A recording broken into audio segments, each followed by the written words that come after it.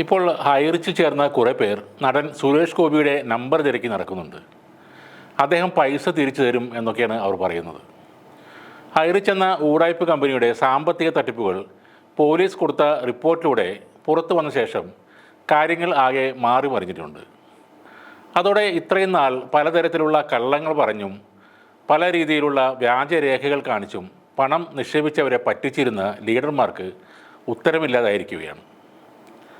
എന്നു മുതൽ തങ്ങളുടെ ലാഭവിഹിതം അക്കൗണ്ടിലേക്ക് വീണ്ടും വന്നു തുടങ്ങും എന്നാണ് മെമ്പേഴ്സ് ചോദിച്ചിരുന്നത്. അത് ലാഭവിഹിതമല്ല, പുതുതായി ചേരുന്ന മണ്ടന്മാരുടെ പൈസ പങ്കിട്ടെടുക്കുന്നതാണ് എന്ന് പോലും അവർക്ക് അറിയില്ലായിരുന്നു. സൂപ്പർ മാർക്കറ്റുകളിൽ സാധനങ്ങൾ വിറ്റ് കിട്ടുന്ന ലാഭത്തിൻ്റെ ഒരു അംശമാണെന്നാണ് ആ പാവങ്ങളെല്ലാം വിശ്വസിച്ചിരുന്നത്. ഇത്രയും ആളുകൾക്ക് കൊടുക്കാൻ കോടിക്കണക്കിന് രൂപയുടെ ലാഭം കിട്ടുന്നത് എങ്ങനെയാണെന്ന് ഒരാൾ സംശയം ചോദിച്ചിരുന്നു. അപ്പോൾ ലീഡർമാരിൽ ഒരാൾ പറഞ്ഞത്, ഇവിടെ സവാളക്ക് 50 രൂപയാണെങ്കിൽ മധ്യപ്രദേശിൽ 15 രൂപയാണ്. നമ്മൾ അവിടുന്ന് കണ്ടെയ്നർ കണക്കിന് സാധനം ഇറക്കും. 1 കിലോക്ക് 25 രൂപ ലാഭത്തിൽ വിൽക്കും. ഒരു ദിവസം 660 സൂപ്പർ മാർക്കറ്റിൽ നിന്നുമായി 50 കിലോ സവാള വിൽക്കും. അപ്പോൾ തന്നെ 8 ലക്ഷം രൂപ ലാഭം കിട്ടും. അതുപോലെ എല്ലാ സാധനങ്ങളും നമുക്ക് വില കുറച്ച് കിട്ടും. അപ്പോൾ ഒരു ദിവസത്തിന് കോടികൾ ഉണ്ടാക്കാൻ നമുക്ക് കഴിയും. ഇത് കേട്ടതോടെ അവർക്ക് സമാധാനമായി. സവാളക്ക് വില ഇനിയും കൂടിയാൽ ഒരു കാർ മേടിക്കാം എന്ന പ്രതീക്ഷയോടെ അവരൊക്കെ മിണ്ടാതിരുന്നു.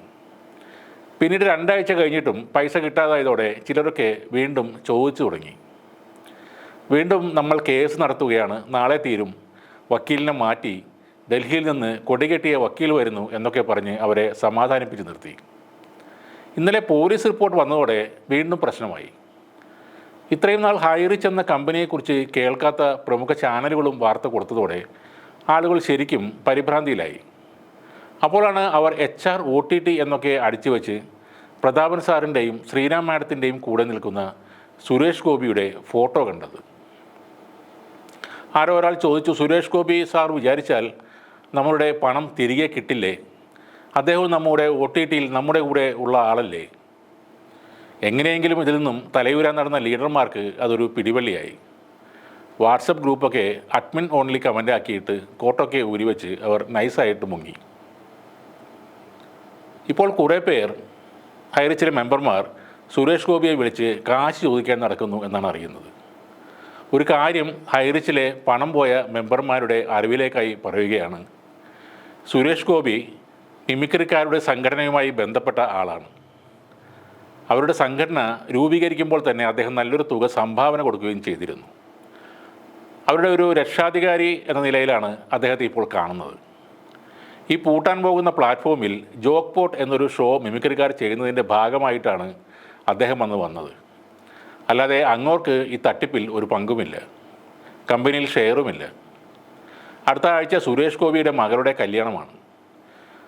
അതിനിടയിൽ വെറുതെ പുള്ളിയെ ഫോൺ ചെയ്ത് സമയം കളയണ്ട. പകരം നിങ്ങളുടെ കോടീശ്വരന്മാരായ ലീഡർമാരെ വിളിച്ച് ചോദിക്കുക. അവരുടെ കാറുകൾ തന്നെ 150 കോടിയിൽ കൂടുതൽ വിലയുണ്ടെന്നാണ് പറയുന്നത്.